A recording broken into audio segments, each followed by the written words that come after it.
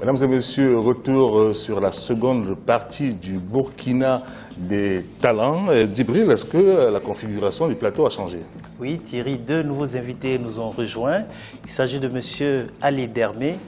Vous êtes bronzier, issu de la grande famille Dermé, qui a importé et vulgarisé la technique de fabrication des objets en bronze ici au Burkina Faso. Bienvenue. Merci beaucoup. Nous avons également avec nous M. Kawitou Onyen. Vous êtes le fondateur de l'entreprise Faso Pro. Cette entreprise est spécialisée dans la conservation et la commercialisation industrielle des chenilles du Burkina Faso. Et toujours avec nous, Madame Aminata Diallo, dit Kadi Jolie. Merci d'être toujours avec nous. Avec plaisir. Voilà, Djibril, nous sommes bien sûr dans le cadre de cette élection présidentielle au Burkina Faso. Le scrutin va se dérouler ce dimanche.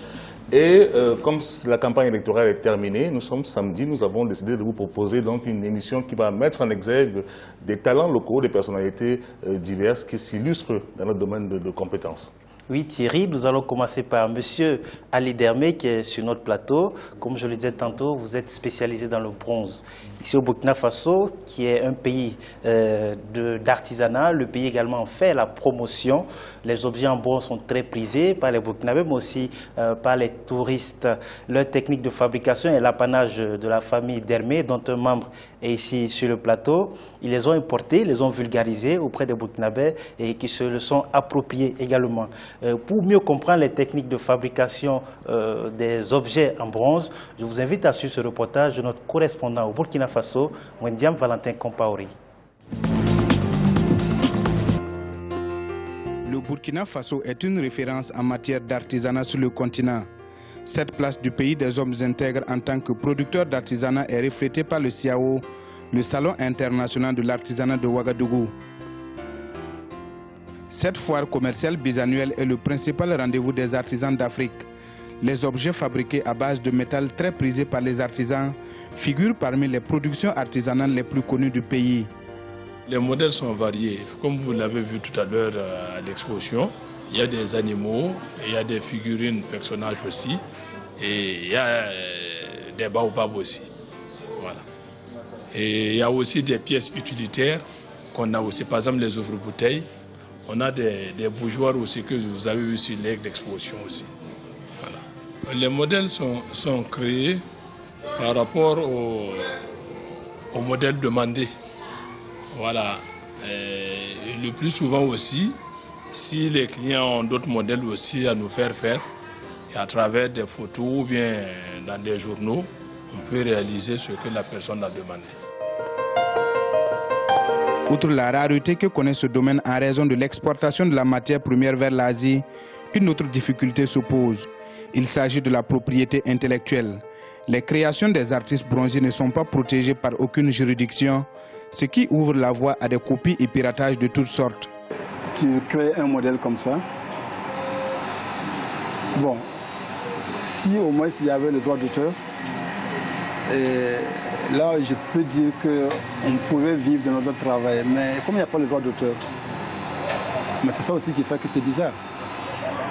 Puisque moi je me rappelle, moi j'ai créé jusqu'à 3 modèles, mais s'il y avait le droit d'auteur, même si moi je ne travaillais plus, bon, et là je sais que j'allais m'en sortir. Au Burkina Faso, l'activité artisanale est surtout individuelle ou familiale. Cette caractéristique est à la base de cette difficulté de conquête de marchés internationaux. Elle représente moins d'1% du total des exportations. Un handicap pour ces artisans qui se voient réduits en de simples ouvriers au profit de grands commerçants d'objets d'art. Ali Dermé, c'est un métier qui se transmet de père en fils. Oui, effectivement. Ça dit, vous avez hérité de votre père, hein? Oui, j'ai hérité de mon papa. Et lui aussi, il a hérité de son papa. On travaille ça de génération en génération. Et chaque génération arrive à perfectionner encore le métier. C'est comme ça que ça se passe. Et je me rappelle que quand mon grand-père le faisait, c'était pas comme aujourd'hui, comme nous on le fait. Et quand mon papa le faisait, c'était pas comme nous. C'est plus moderne maintenant? Voilà, c'est plus moderne maintenant.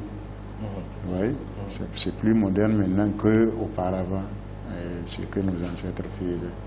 Puisque ça a commencé par les éléments, les pièces utiles, les morts des chevaux, les étriers des chevaux, l'habillement du cheval, vous voyez, des sabres, vous voyez.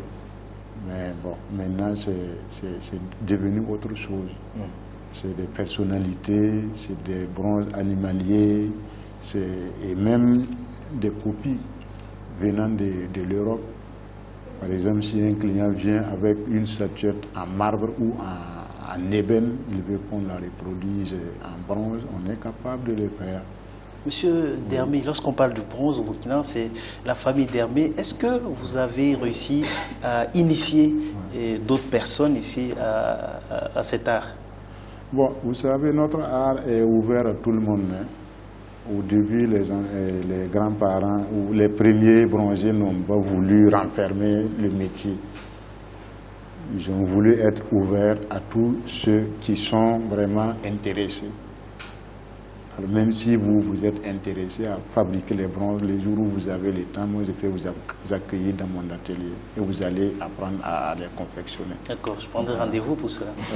Comment on passe à la transformation du bronze? J'imagine que ce n'est pas un métal que l'on retrouve dans n'importe quel autre métal ferreux. Comment ça se passe? Bon, en fait, les bronzes même n'existent pas en tant que tel. C'est un métal que l'on obtient tout le temps après un mélange, un alliage. Il s'agit d'un mélange du cuivre et d'étain. Alors, l'étain étant très très cher pour l'artisanat, nous remplaçons l'étain par le zinc.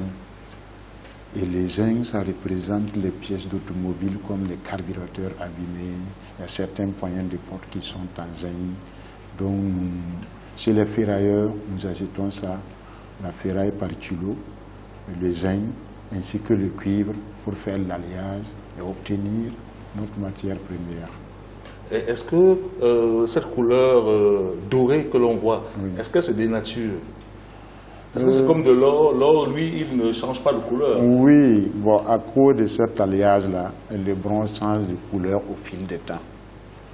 Vous voyez, il y a la présence du zinc qui transforme le cuivre et ça va donner la couleur dorée. Alors, même l'alliage des deux corps et la couleur de l'alliage des deux corps sont différents. Par exemple, l'alliage cuivre plus étain, ça tend vers le marron. Mais l'alliage cuivre plus zinc, ça tend vers le doré, le jaune. Vous voyez? Et maintenant, à la finition, au fil des temps, avec l'oxydation, le métal change de couleur. Il faut à chaque fois nettoyer, il faut à chaque fois laver pour garder l'éclat. Et comme pour la fabrication du bronze, on a plusieurs types de finitions.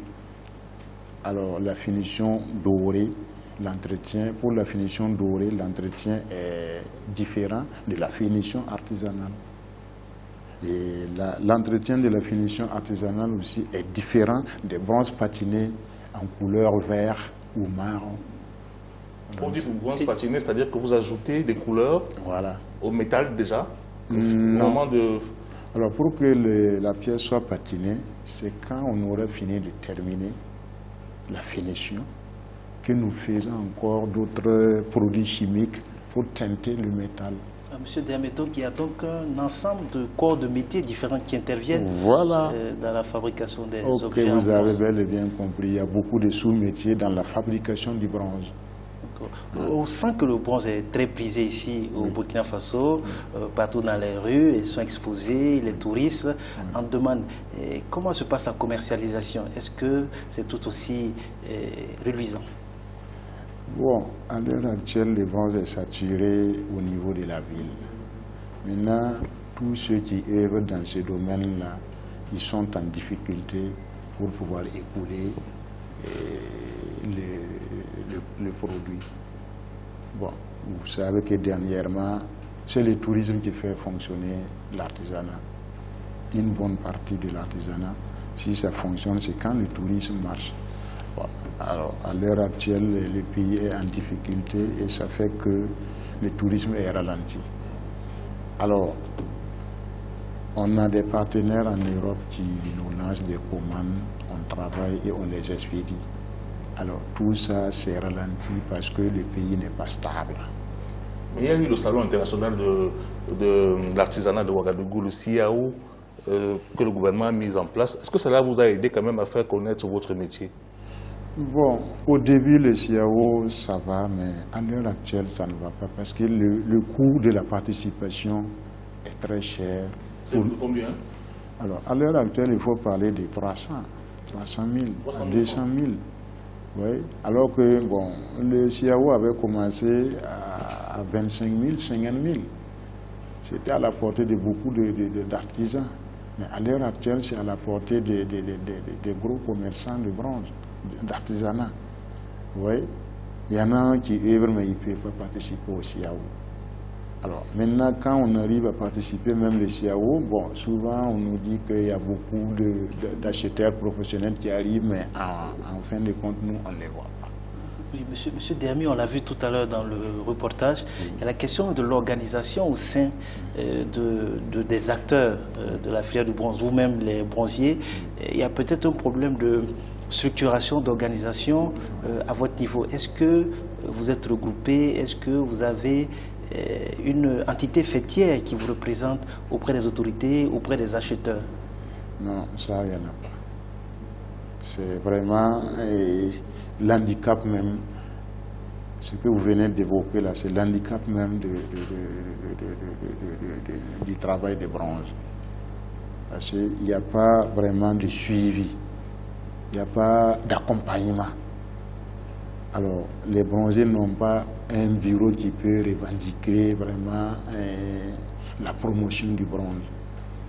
Bon, au niveau de l'État aussi, bon, c'est pas ça. On va quand même prendre la réaction des autres invités. Monsieur Yang, est-ce qu'il vous arrive d'acheter des objets en bronze? Oui, mais pas très souvent. Très souvent, c'est à l'occasion seulement des mariages.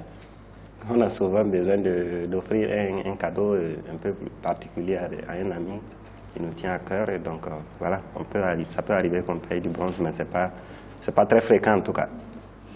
Et Aminata? Moi, j'adore le bronze et j'en ai plein chez moi. Vous en avez plein? Oui, je pourrais même faire une galerie. Monsieur Dermy, oui. Il faut déjà Oui, oui. Mais il faut beaucoup d'autres Aminata.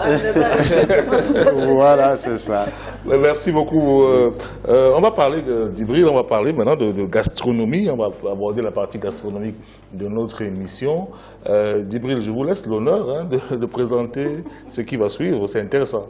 Oui, nous serons accompagnés de M. Katougoyen, qui, comme je le disais tantôt, est spécialisé dans la conservation industrielle des chenilles. Les chenilles qui sont issues de karité, que beaucoup connaissent, beaucoup ne connaissent pas. Dans tous les cas, nous allons découvrir aujourd'hui les valeurs gustatives de ces chenilles. Et avant cela, je vous invite à suivre un reportage réalisé par notre correspondant Wendiam Valentin Compaoré. La malnutrition au Burkina est une préoccupation de santé publique selon les autorités.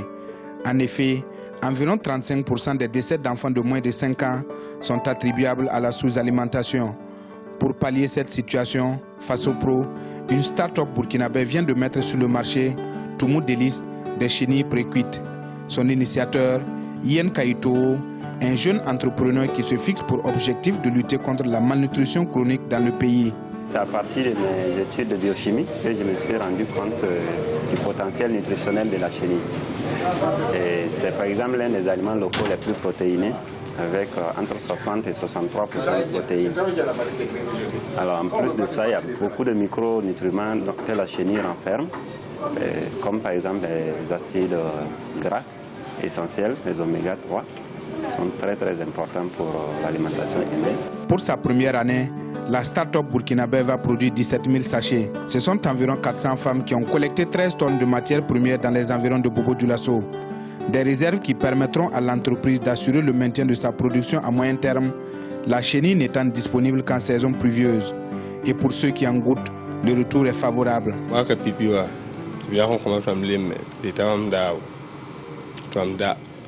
La première fois que j'ai goûté aux chenilles, je n'étais pas sûr, mais j'ai trouvé ça succulent. Et j'en ai acheté. C'est vraiment intéressant, d'autant plus qu'auparavant, je ne touchais pas de chenilles, mais maintenant, je les apprécie bien. Le mahawa, c'est excellent, j'allais dire, c'est succulent. C'est comme si ça sortait directement des arbres. Mais c'est très frais et puis bon, voilà. Assez de protéines, c'est très bon. En 2015, la start-up va lancer de nouveaux produits comme la poudre améliorée ou encore les bouillons enrichis à base de chenilles. En avril 2012, Yen Kaito a reçu le premier prix du meilleur projet à impact social aux États-Unis. Le coût global de ce projet est d'environ 33 millions de francs CFA. Alors, monsieur Yen, voilà, il n'est pas commun de commercialiser des chenilles. C'est un métier particulier quand même, n'est-ce pas? En effet, c'est un métier particulier. Je dirais même très particulier. Parce que c'est vrai que les chenilles sont consommées depuis longtemps au Burkina, notamment dans la partie ouest du pays, où l'ethnie Bobo est réputée être de grands consommateurs de chenilles en tout cas.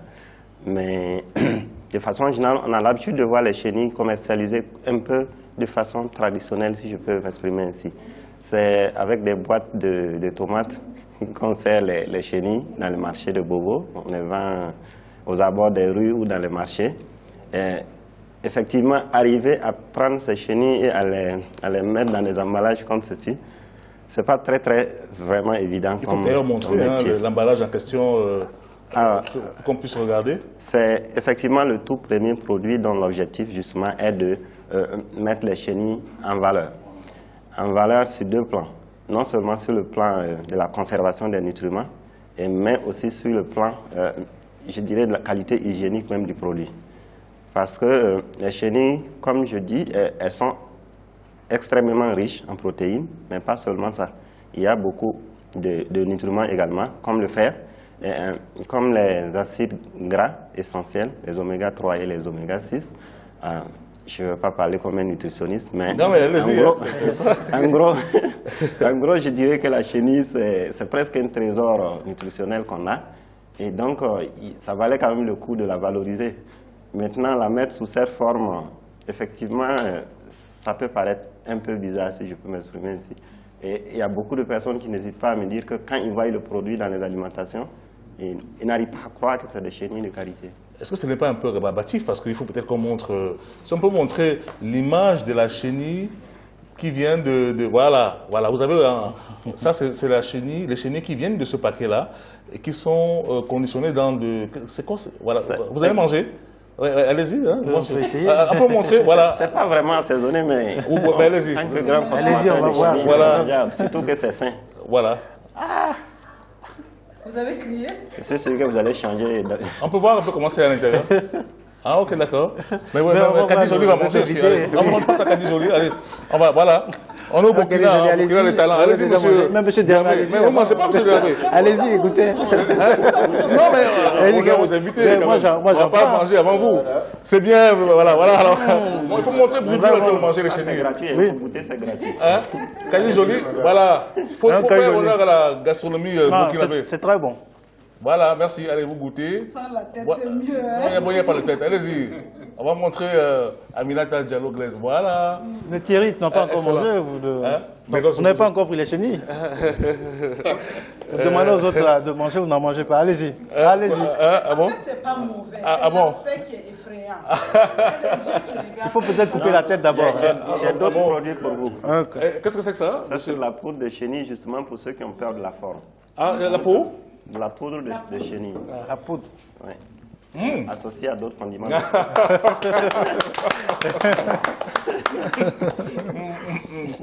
C'est particulier. Alors, j'ai vu qu'on peut en manger avec du riz. J'ai vu, il y a du riz là, Djibril. Avec la sauce tomate. Avec la sauce tomate aussi. Oui. Ça s'utilise un peu comme du poisson frais. Donc, vous pouvez faire de la chenille sautée, que vous allez accompagner avec du riz, des frites, du spaghetti, tout ce que vous voulez. Ou bien juste les faire frire. Thierry, c'est très bon. Je vais voilà, alors Djibril, voilà, merci beaucoup pour faire attention. Voilà.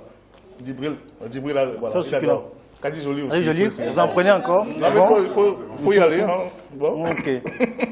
Moi, j'ai envie de vous féliciter pour l'emballage. C'est très attrayant comme ça. C'est bien propre. Ouais. Et même la conservation. Alors ça, ce sont des chenilles justement de 2014. Donc, ah ouais, d'accord. Ouais.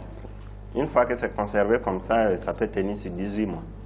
18 mois? Oui. Sans être ouvert, quoi? Oui.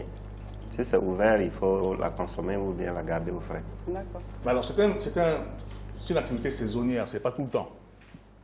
À quel moment on récolte ces chenilles-là et comment est-ce qu'on les récolte? Dans des arbres, ça se passe comment? Alors, les changements climatiques ont touché aussi les chenilles. Parce que dans le temps, les chenilles apparaissaient déjà dès le mois de juin. Mais actuellement, il faut presque attendre le mois d'août pour voir des chenilles de qualité disponibles sur le marché, notamment dans la zone de Bobo. Et lorsque passé ces mois-là, justement, vous allez voir toujours des chenilles sur le marché, mais la qualité n'est plus du tout ça, en fait. Donc, comme c'est un aliment qui est assez riche, les microbes aussi aiment bien tout ce qui est riche. Donc, si c'est un peu mal conservé, comme ce que les femmes ont l'habitude de le faire, c'est par séchage qu'elles le font habituellement. Et le mois d'août est réputé comme un mois où il pleut beaucoup au Burkina. Et donc, il n'y a pas assez d'ensoleillement pour bien sécher en fait les chenilles. Et ça cause beaucoup de problèmes de conservation. Et nous, on a trouvé le juste milieu justement pour conserver les chenilles fraîches et garantir justement toutes les qualités nutritionnelles tout le long de l'année. Madame Kadijoli, est-ce que vous avez l'habitude de manger les chenilles? Honnêtement, non, mais ce n'est pas la première fois que je goûte. Qu'est-ce que vous pensez de cette manière, j'allais dire industrielle, de valoriser les chenilles ici au Burkina Faso? Ah non, c'est tout à son honneur. Hein. Et puis autour de moi, il y en a plein qui mangent. J'ai des amis, j'ai ma grande sœur qui est mariée à un monsieur qui vient de Bobo du Lasso. Donc c'est dans les habitudes alimentaires hein, pour les bobolais de manger ça. Donc j'ai vraiment l'habitude de voir des gens manger. On sait que c'est très riche en protéines et tout. On en a conscience, mais bon, il faut y aller quoi. Il faut aimer, il faut on nous dit qu'on peut le manger avec le riz et même avec le pain. Oui, je sais. Mais moi, sans la tête, ça le fait, mais avec la tête... La tête est croustillante. Monsieur Yang, par rapport à votre projet, j'ai vu que vous avez gagné un prix aux États-Unis. Est-ce que sur le plan local, vous avez des subventions du gouvernement? Honnêtement, non. Sur le plan local, je n'ai pas encore reçu de subventions de la part du gouvernement ou de l'État burkinabé. Et en termes de production, quelle est votre production, votre capacité de production et de distribution? Est-ce qu'on retrouve ce produit-là dans tout le pays et même peut-être à l'étranger? Alors, ça fait presque une année qu'on existe déjà. Et actuellement, nous sommes en mesure de transformer 10 tonnes de chenilles par an. 10 tonnes? 10 tonnes de chenilles. Malheureusement, cette année, on a dû revoir cette quantité à la baisse parce que le stock de l'année dernière n'était pas encore écoulé. Et il fallait associer un peu, tenir compte de ce stock-là pour pouvoir lancer la nouvelle production. Est-ce que vous envisagez d'en exporter? Oui, on en parle. C'est vrai que les chenilles sont très bonnes, mais on n'est pas assez gourmand, on ne veut pas monopoliser ça pour les Burkinabés seulement. Si l'occasion en tout cas se présente, oui, c'est notre objectif de pouvoir les exporter. Et c'est vrai que c'est assez délicat quand on parle d'export, notamment pour des produits pas très particuliers comme les chenilles. La réglementation est très stricte, notamment dans certains pays comme l'Europe. Ce n'est pas très facile de pouvoir y arriver, mais on y travaille. Je pense que ça va venir.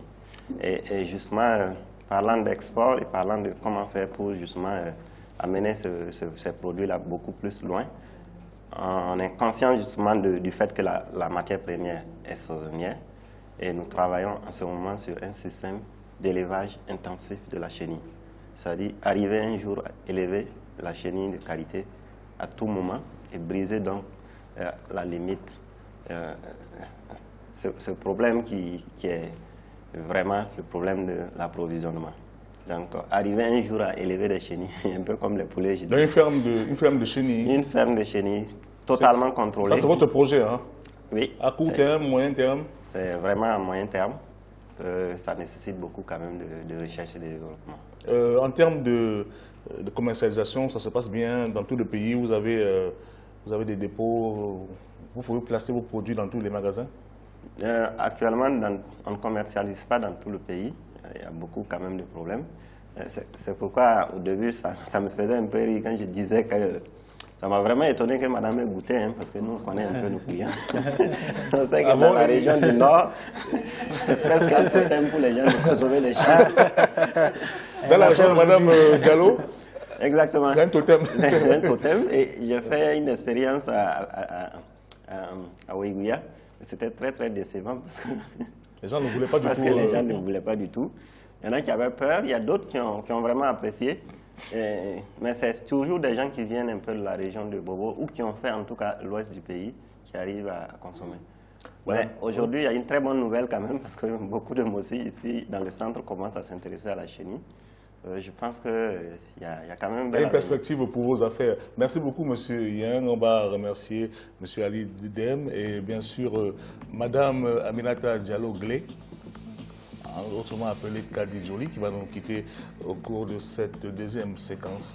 Merci beaucoup. On va se retrouver dans quelques minutes après une pause publicitaire, Djibril. Merci.